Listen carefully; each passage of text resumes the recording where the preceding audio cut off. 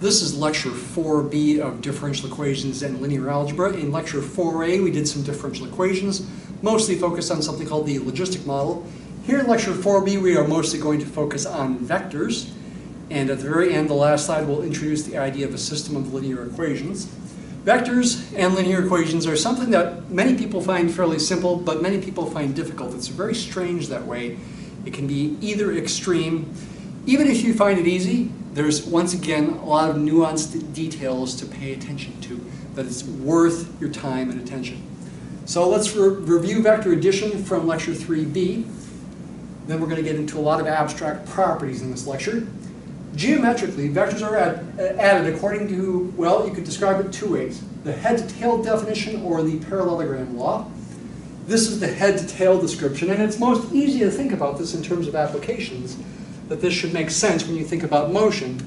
If you start at this black point here and end at this black point up there, by going along first this path and then turning and going along that path, your net change in position or displacement is this pink arrow right there from the start to the end.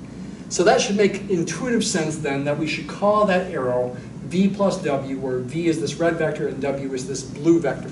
That's the head-to-tail definition because the head of v is at the tail of w. The head corresponds to the arrow part. The tail of the vector corresponds to where it starts, its base point. That makes sense in terms of change in position. It also makes sense if you think about forces. For example, if this is one force and this is another force on some object with a certain length and a certain direction in both cases, a certain strength and direction, the net force is the sum given by this pink vector. So the overall force is in this direction with a strength equal to the length of that pink vector.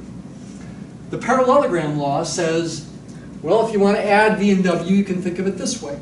If you put v and w to start at the same point, to have their tails be at the same spot, then make copies of v and w, a copy of v going up here and a copy of w going over here, and attach them to the heads of the original v and w, you're going to get a parallelogram.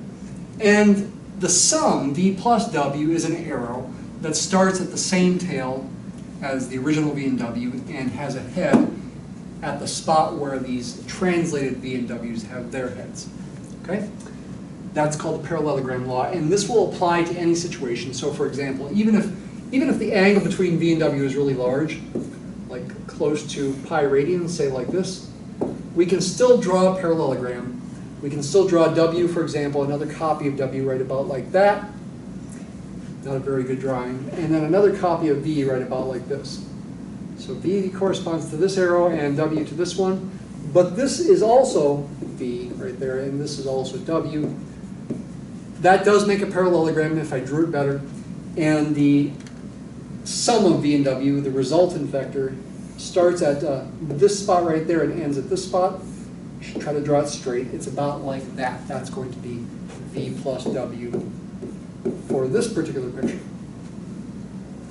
But that's not the way you usually compute the sum of two vectors. You usually compute it component-wise, or component by component. For example, if the components of v are a and b, and the components of w are c and d, I'm writing the components as column vectors, which will be the way we mostly do it. Other people write them differently, like I talked about in lecture 3b. Then v plus w, their sum, has two components that are found by adding the corresponding components. So the first component of v plus w is the sum of these two first components. It's a plus c. And the second component of v plus w is the sum of these two second components. It's b plus d. And that does mesh with these two other ways of viewing vector addition. This picture helps you understand why, in the context where v and w both point to the northeast, so that a, b, c, and d are all positive. This distance right here represents a. Let's make it in red here. That's the horizontal component of v, and this distance right here of this right triangle is what I'm looking at here. That represents b. Because the components of v are a and b. components of W are C and D. I can think of this distance right here as representing C, and this distance is representing D in this right triangle here. That's a D there. It's not showing up very well. The green vector is their sum by the head-to-tail definition. You can see the first component of the sum is A plus C, and the second component is B plus D. Well, there's another copy of B over here. Take A plus C, you get this distance as a positive displacement. Take B plus D, you get this distance as an upward positive displacement as well. There's an intuitive justification for this. What about scalar multiplication? Geometrically, scalar multiplication of a number times a vector truly rescales the vector in a logical way. Okay? The word scalar is essentially equivalent to number, but we use the word scalar because these numbers do scale the vectors in certain ways. In this picture, the tail of V is this point right there, that big black dot. V is this big red vector. By the way, the thickness of the vector is just, the vectors here is just to help you see them better, to see their relationships. The vectors themselves don't really have any thickness. They're like lines or line segments or rays. They don't have any thickness to them. I'm just drawing it that way so you can see it better. So this big red arrow is V. 1.5 times V is this blue arrow. Notice I'm making all the vectors start at the same point.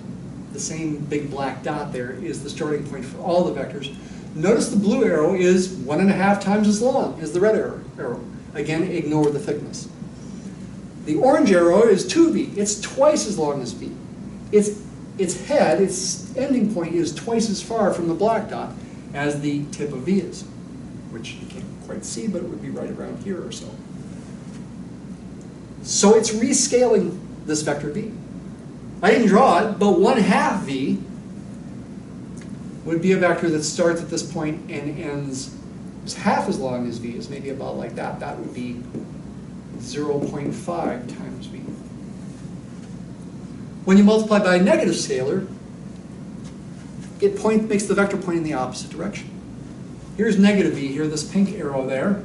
It's the same length as the red arrow, but pointing in the opposite direction. Again, don't worry about the thickness. Just focus on the length and direction. And then this green arrow is -2 times V. It points in the opposite direction because the number there, the scalar, is negative. And it's got a length twice as long because the absolute value of -2 is positive 2. Negative 0.5 times V would look about like this. That would be negative 0.5 times V. So I'm multiplying vectors by these numbers that are called scalars because it has the geometric effect of rescaling them, sometimes with the direction change. In terms of components, scalar multiplication is also done component-wise, or component by component. If you take an arbitrary scalar, which I'll often call lambda, times a vector V, that's two-dimensional, with components A and B, the resulting vector has components lambda times A and lambda times B. That can be visually reasoned out as well. So in this picture, I've got V is the red vector and 2 times V is the blue vector. And the components of the red vector are A and B, say. 2V is twice as long. It makes sense that this distance right there is 2A, and this distance right here is 2B. Okay, so if lambda is 2, that's a geometric illustration of this component-wise scalar multiplication. We're not multiplying two vectors, we're multiplying a number times a vector. A scalar times a vector. We are essentially rescaling the vectors. Vector subtraction. I hinted that you should think about this at the end of lecture 3B, before lecture 4B here. Did you think about it? What are some geometric interpretations? Here's one. Say we want to add V and W. And say the original vectors that we draw, we start at the same spot right there. That's the base point, the tail of both. V is the red one, W is this dark blue one. I claim V minus W is this purple vector. Why? Because you can think of V minus W as V plus negative W. In other words, V plus, that's sometimes called the opposite of W. This is a negative sign in here. clear here. V plus the opposite of W. In other words, it's a vector addition of two vectors where the second vector is -1 times W in this case. In other words, it's this light blue vector. That's -W. It's got the same length as the darker blue vector but points in the opposite direction. Again, I have the freedom to move vectors as long as they keep the same length and direction. So I can put -W over here as well. And I can put V down there. It's got the same length and direction as the original V. And when I do that, I get a parallelogram. And V minus W, thought of as V plus -W, goes from the initial point, this tail of the red and light blue vectors, and ends at the heads of the translated vectors. That's the nature of the parallelogram law to determine V minus W. That's one way to interpret it. It's not the most common way to interpret it, actually. Here's another way that's a bit more common. Here's, again, the original V and W. V minus W, if you think about it, should be a vector that when you add it to W, you should get V. It should be the case, you would hope, at least if vector addition and subtraction is commutative, and by when I say subtraction is commutative, I mean when you think of it as adding the opposite, we should be able to rearrange things. Get rid of the parentheses, that's essentially the associative law, and by the commutative law we should be able to put -W next to the W, and then these two things, they should give you the zero vector if you add them. Certainly that would make sense component-wise, and it would make sense scalar-wise as well, or head-to-tail-wise as well, if you put -W to have a tail at the head of W itself. It's going to point back to the original starting point and get you back where you started. The net change in position, say, is 0 in that case. That is the zero vector, and therefore this gives you V. So whatever V minus W should be, it should be something such that when I add it to the W, I get V. And if I think about the head-to-tail definition, adding this vector and this vector, by putting the tail of the purple vector at the head of the blue vector, the sum of those two will start at the tail of W and end at the head of V minus W. This red vector is V, thought of as the sum of W and V minus W. And therefore, that's what allows you to say this purple vector should be V minus W. If I put V and W, the red and blue vectors, have a tail at the same spot, same initial starting point, then V minus W can be drawn to start at the head of W, its ending point, and end at the head of V. Goes from W to V, so to speak. That's a bit confusing. Okay? Overall, this can be pretty confusing as well, so maybe you want to stop and think about this and rewatch what I just said here. These are the two main ways of interpreting vector subtraction. Algebraic properties of vector addition and scalar multiplication come next. What kind of algebraic properties am I talking about? All these things are things you probably learned when you were younger. There's something called the associative property. Take a drink here.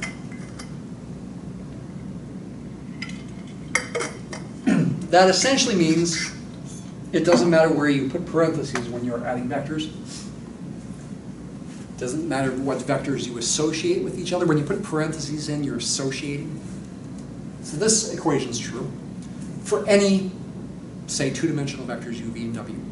I'm not adding that in here, this for any u, v, and w, but that's implied. Realize that. I'm just trying to save space. When you put parentheses, what does that affect? That affects order of operations.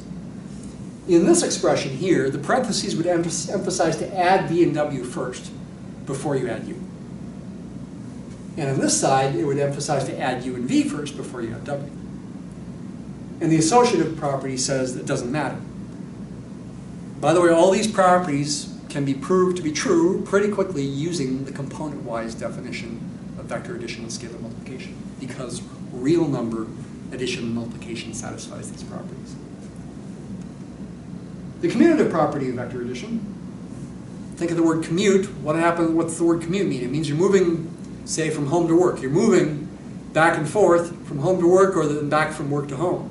commuting back and forth. It doesn't matter what order you put the vectors in, the sum. V plus W is the same as W plus V. And again, that makes sense component-wise. The zero vector is the additive identity, which means when you add 0 to any vector, you get that vector back, and it doesn't matter what order you do it in because of the commutative property.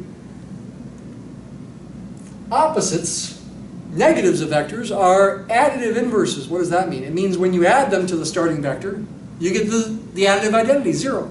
Take any vector v and subtract itself, in other words, add its opposite, you're going to get the 0 vector. Because component-wise, if v is a,b,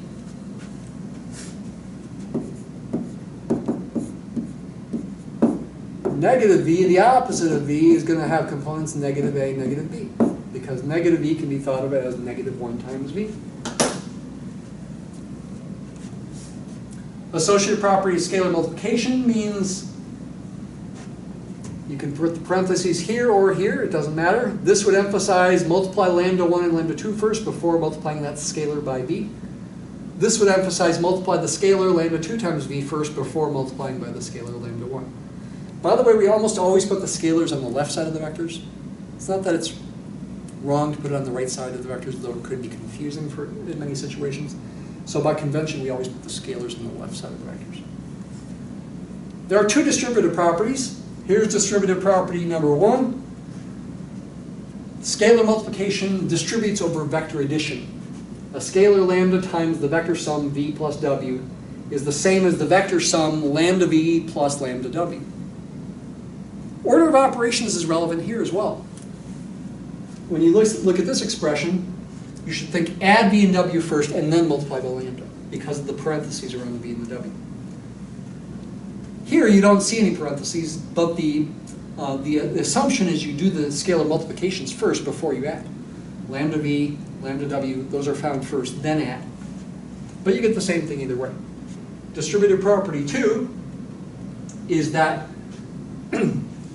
scalar multiplication distributes over scalar addition. Lambda 1 plus lambda 2, that's a scalar addition, a sum of 2 numbers, times the vector v is the same as this. Lambda 1 times v plus lambda 2 times v.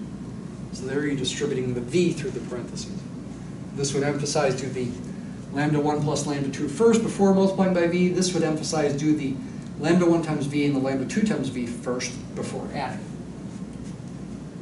The number 1 is a scalar multiplicative identity. In other words, 1 times any vector is that vector. And the number of 0 you could call an annihilator, which means you multiply 0 times any vector, you get the 0 vector. Notice these zeros don't look the same. This one's bold-faced, this one's not.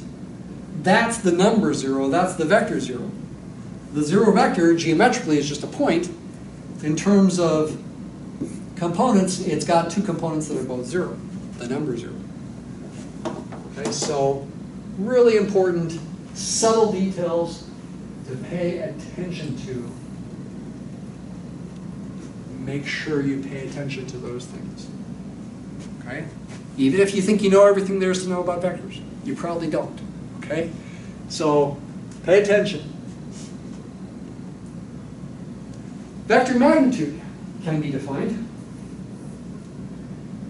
Sometimes people say vector length or vector norm as well here when they talk about the magnitude, the size of a vector.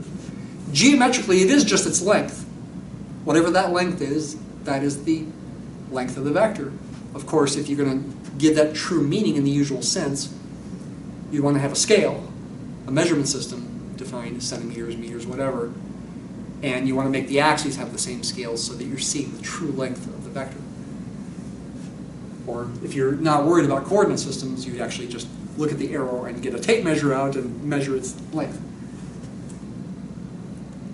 The magnitude, again also called length or norm of a vector v, is denoted by this. I use double absolute value signs, partially because the linear algebra book that I teach it out of sometimes uses double absolute value signs. Some people, I should warn you, use single absolute value signs here, not double ones, for the length of a vector, the magnitude or norm of a vector. Some people, especially scientists, engineers, don't use any absolute value signs at all. In fact, they write the vector v like that with, say, a little half arrow above it, they'd probably use like a cursive v to represent the length of v. Cursive v is the magnitude length of v. So some people don't write any absolute value signs at all, but you should. Which reminds me of something. You should pay attention to writing things carefully. Don't put little arrows above scalars, but do put little arrows above vectors. Be picky about that. That is worth being picky about because it can lead to confusion if you aren't picky about it. Both for me when I'm not sure what you're doing on a problem, and for yourself. More importantly, for yourself. On the screen here and in books, vectors are typically bold-faced.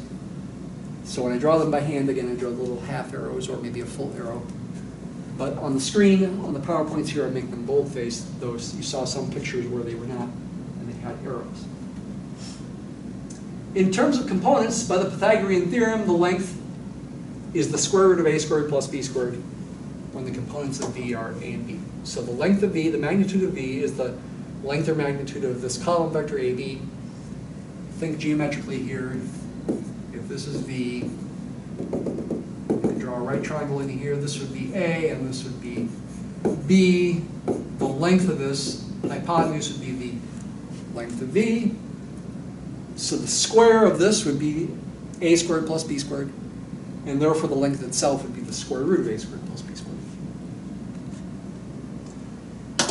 Some properties of magnitude are, first of all, positivity. You never get a negative magnitude. Hope that makes sense. It should make sense thinking about this as well because you're squaring a and b. You're not going to get a negative number. There's no imaginary numbers here at the moment. Actually, we do use imaginary numbers later in the class, but not now. So it's always greater than or equal to 0. And in fact, it only equals 0 exactly when v itself is the 0 vector. The magnitude of v equals the number 0. This is the number 0. If and only if v itself is the 0 vector. That's the 0 vector. Lots of subtleties. Pay attention to them. Yes. Number 0, 0 vector. Scalar multiplication satisfies this kind of property. The magnitude of lambda times v is the same as the product of the absolute value of lambda times the magnitude of v for any scalar lambda, including 0, which would give you 0 here for the length. 0 times any vector is the 0 vector. Something called the triangle inequality as well. I think we will make a little use of the triangle inequality in this class. There will be a time where that's going to be useful, I think. It's not typically used in lower level courses, but in higher level courses called real analysis or differential equations with proofs, graduate level differential equations, for example, you would use the triangle inequality all the time. Here it is. This is saying the magnitude or length of v plus w is less than or equal to the sum of the magnitudes of v and w individually. And this makes perfect sense if you draw a picture. If v is here and w is here, v plus w will be like this. And this is just saying the length of this side of the triangle is less than or equal to the sum of the lengths of the other two sides for any triangle. It doesn't have to be a right triangle. That's going to work. It's essentially saying the shortest distance between 2 points is along the straight line between them. That's what it's saying geometrically. So it makes good sense. Proving it is not super easy. It's harder than you would expect. But we can just take it as true. Vectors of the unit length, in other words, length 1, are called unit vectors. This will carry over into the next slide. Remember that. If it's got a length of 1, based on whatever measurement system you're using, it's called a unit vector in that measurement system. And unit vectors are surprisingly useful, but to make use of them, we often have to do what's called normalization. Given a non-zero vector, we can always find, let's use this one, we can always find a unit vector pointing in the same direction. By doing what? By dividing v by its length. Technically, We haven't defined we haven't defined scalar division, but it really, scalar division is the same as multiplying by the reciprocal. Technically speaking, we're multiplying by the reciprocal of its length. And the length is a scalar, it's a number. You could write it like this, here. It's technically better maybe to write it this way. I don't mind if you write it this way. Here we think of v divided by its length. Here we are thinking of the scalar 1 divided by the length, in other words, the reciprocal of the length times the vector v. I'm calling this resulting vector u because it's a unit vector. It's got length 1. The other u's that I referred to in the other properties were not necessarily unit vectors. This process is called normalizing the vector v. Perhaps because the length or magnitude is sometimes called a norm. That might be the reason why we call it normalizing. I'm not sure, to tell you the truth. The word normal with vectors has lots of different meanings, actually. So you got to tell from the context what its meaning is. We'll talk about some other context for the word normal with vectors. Though we cannot typically multiply vectors, so this is by the way, this is surprisingly useful. We'll see some uses. We won't typically multiply vectors to get another vector. There is an exception to this. If you know about cross products, that's an exception to that. However, we can multiply two vectors to get a number. Such a multiplication is called a dot product. Dot product is what we will usually call it. Come on. Don't know why that's not working. Okay. Of two vectors. And it's also a surprisingly useful concept, even more than the other one is. It's not always called a dot product. Sometimes we call it a scalar product, especially in the physics books. Sometimes you'll hear it described as an inner product, especially in math books. Especially in linear algebra books, it's called the inner product. And again, it's a surprisingly useful concept. What is it? In terms of components, here is the equation that defines the dot product. V dot W, where V has components A and B and W has components C and D.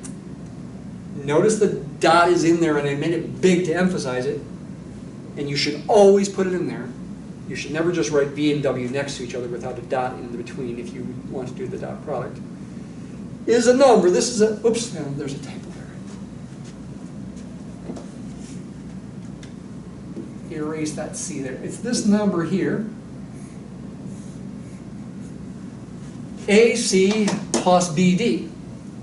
In other words, it's the sum of the products of the corresponding components. The corresponding components, the first components are A and C. Their product is A times C. The corresponding second components are B and D. Their product is B times D. Find A times C and B times D and then add those numbers. That's the definition of a dot product in 2 dimensions. It does generalize to higher dimensions. It's again a surprisingly useful concept. Before we get into applications in later lectures, we should talk about some of its properties. Properties of dot products. First property is, once again, a commutative property. But before we were talking about commutative properties for vector addition, now we're talking about a commutative property for dot products. V dot W equals W dot V. And you should also not only put the big dots in there, but also say the word dot when you talk about dotting. V dot W and W dot V, and if I say I'm dotting two vectors, I mean I'm doing this. Doesn't matter what order you do it in, the commutative property is true. And this can be verified very easily as well, based on the components and the definition. There's a distributive property. U dot, the sum, V plus W, is the sum of U dot V and U dot W. Oh, this is a real big place where subtleties are important to pay attention to. The dot product of two vectors is a number. Therefore, the ultimate quantities in these equations are numbers, not vectors. This is the sum of two vectors, V plus W. If I add those two vectors, I get another vector. If I dot that vector with U, I get a number. This whole thing is a number. On the other side, I do the dot products first. I get these two numbers, and then I add the two numbers. This sum is a vector addition. This sum is a number addition. The pluses don't even mean the same things on both sides of this equation.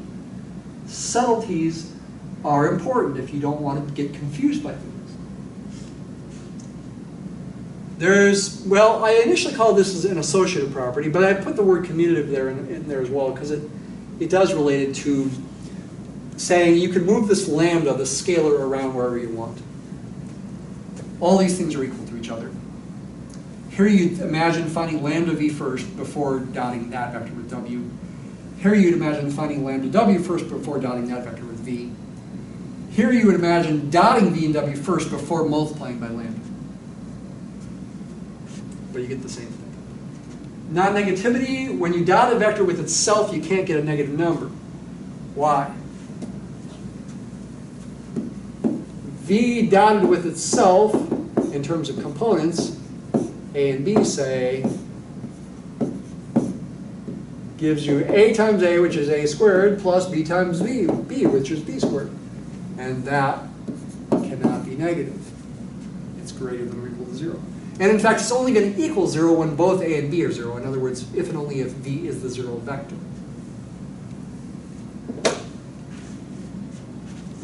Because of that, and because of the formula for the length of a vector as the square root of A squared plus B squared, you can write this. The length of V is the square root of V dot V. And you can also square both sides and say V dot V is the length of V squared. And that's surprisingly useful as well. All these things are surprisingly useful, okay? They are worth paying attention to, worth thinking about with examples. Here's the angle property. Let theta be an angle. I'm saying n instead of the, because you could add 2 pi or 4 pi, 6 pi, etc. to the given angle and get another angle. You could also do some other things. You could subtract 2 pi, subtract 4 pi, etc. So let theta be an angle between two non-zero vectors. Then, turns out that v dot w is the length of v times the length of w times the cosine of this angle theta. And therefore, you can also solve that equation for the angle by using the inverse cosine function, also called the arc cosine function. These equations, these two things are the same thing, just different expressions. Here you're thinking of this notation means this is the inverse cosine function, but the arc cosine function is just another name for the inverse cosine function. Solve this blue equation for theta. That's what I did get from here to here. When v and w are non-zero, I can divide both sides by the length of v and the length of w. And then I can take the inverse cosine of both sides. This always gives you an answer that's just a single answer, not one of those multiple answers. And the answer is taken to be between 0 and pi, in fact, radians. Excuse me. That is the output of the inverse cosine function, is between 0 and pi radians. And you may look at two vectors in a drawing and say, hey, isn't the angle between them bigger than pi radians? Well, instead of considering that angle, you could consider this angle instead. And you are considering it to be a positive angle, not a negative angle. This is going to give you this will not give you a negative number. How would you prove this? It's harder to prove. Of these properties we talked about so far, the hardest things to prove are the triangle inequality and this property here, written this way. If you use the law of cosines, you can prove it. If you're interested, I'll let you look that up. I may, in fact, assign it for my students to verify this with the law of cosines. The fact that the dot product can be related to the angle is a pretty amazing thing. And it does generalize to higher dimensions, even when you can't visualize the angle. That's a pretty amazing thing, too. Is it useful? Sometimes. All right, this is our last slide. And our last slide will be your one main chance to sort of do a you do it example. Pause the video and go ahead and solve this system, this question here, this word problem. Jack and Jill both earn money on the job. They earn a combined $79.50 when Jack works 2 hours and Jill works 3 hours. On the other hand, if Jack works 3 hours and Jill works 2 hours, they make a total of $78.75. What are their individual hourly pay rates? So go ahead and pause the video. Take about, hopefully, 5-10 minutes to solve this problem. And now, if you're back, here's the solution. Let's use variables, unknowns, to represent these pay rates we want to find. You could guess their pay rates, and you'd want to guess numbers in the ballpark of, when they work a total of 5 hours, like $16 an hour, or maybe a little less is the numbers to guess. We get a system of equations. 2x plus 3y equals 79.5, and 3x plus 2y equals 78.75. Why? Well, the 2x here in this equation represents the fact that Jack worked 2 hours at x dollars per hour. 2 hours times x dollars per hour would be 2x dollars, dollars. The hours would cancel. 3y here represents 3 hours for Jill at y dollars per hour. Once again, the hours cancel. 3y is in dollars. The units on both sides of these equations are dollars. So 79.50 represents the first day. 78.75 represents the second day. 3x is how much Jack got paid in the second day. 2y is how much Jill got paid in the second day. Now you could solve this system of equations, of linear equations, by substitution. You could, for example, take this first equation and solve for y as a function of x. You'd get 2y is 78.75 minus 3x, and then you could divide everything by 2. So y would be 78.75 divided by 2, whatever that is, 39.375, I guess, minus 3 halves x. You could then substitute that back into the other equation in place of y to solve for x. However, I'm going to show you a different method called elimination. The elimination method is a bit harder, I think, with a simple example like this, but it generalizes better to higher dimensional problems, to bigger systems of equations. So what you want to do is you want to multiply the top and the bottom equations by constants that give you equivalent equations, and you want to choose those constants in such a way that if you subtract one equation from the other, either x or y cancels.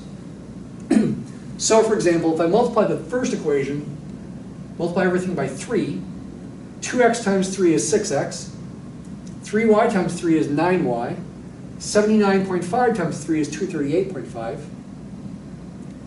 And I'm going to multiply the second equation by 2. 3x times 2 is 6x, 2y times 2 is 4y, 78.75 times 2 is 157.5. Why did I do that? Because now if I subtract the second equation from the first equation, the 6x's will cancel, and the new second equation will just involve a y. So you see, that's what I did, is I subtracted the second equation from the first minus the second. 6x minus 6x gives you 0x, which I didn't bother writing. 9y minus 4y is 5y. 238.5 minus 157.5 is 81. Go ahead and check these things in your calculator. So these are equivalent systems. I'm trying to simplify the original system to a much simpler equivalent system. The next step to do is to divide both sides of this equation by 5, so that y would be 81 divided by 5, which would be what, 16.2, I guess.